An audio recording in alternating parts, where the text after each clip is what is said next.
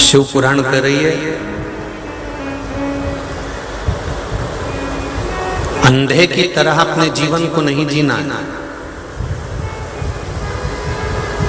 जिसके नेत्र नहीं होता, जो आंखों से अंधा हो जाता है, कभी यहां टकरा जाता है, कभी वहां टकरा जाता है, कभी यहां चले जाता है, कभी वहां चले जाता है। जिसके नेत्र होते हैं फिर वो कहीं टकराता नहीं है, ना इधर जाता ना उधर जाता ना उधर जाता। उसको जिस जगह जाना है, जिस मंजिल तक उसको पहुंचना है, उस मंजिल तक वो पहुंच जाता है, क्योंकि उसके नेत्र हैं, उसकी आंखें हैं, नेत्र हैं, इसलिए वो मंजिल तक पहुंच रहा, इसलिए वो मंजिल तक जा रहा। अगर नेत्र नहीं होते, आंखें नहीं होती, तो वो यहाँ टकराता वहां टकराता, खंबे से, दीवार से, स्पीकर से, कहीं ना कहीं टकराता रहता।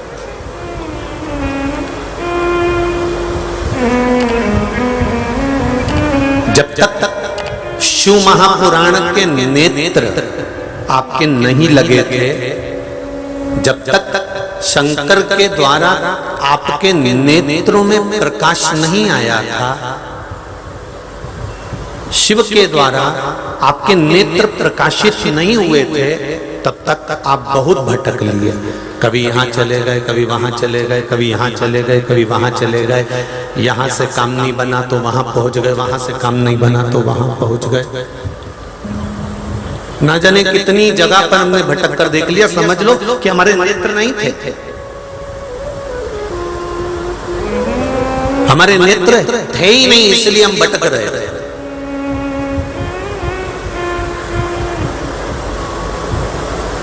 और अब भगवान ने अगर शिव महापुराण के माध्यम से हमारे नेत्र खोल दिए, शिव महापुराण रूपी प्रकाश हमारे नेत्रों में अगर पहुंच गया है, तो इस चीज का स्मरण आपके जीवन में रहे कि अब हमको भटकना नहीं है। थोड़ा सा भी दुख आया, थोड़ी सी भी तकलीफ आई, थोड़ा सा भी कष्ट आया, हमें दूसरे के हाथ नहीं जोड़ना है, हमें दुनिया वालों के सामने जाकर गिड़गिड़ाना नहीं है, हमें दुनिया वालों के सामने जाकर हाथ नहीं जोड़ना है, हमें दुनिया वालों से जाकर नहीं कहना है। अगर हमारी जिंदगी में थोड़ा सा भी दुख आया है, थोड़ी सी भी तकलीफ आई है, थोड़ा सा भी कष्ट आया है, तो हमको एक काम करना है, उस ओघड़दानी त्रिकालदर्शी मेरे शंकर के पावन चरणों में जाकर बैठ जाना है और अपने दिल की बात उससे कह देना, अपने हृदय की बात उस परमात्मा से कह,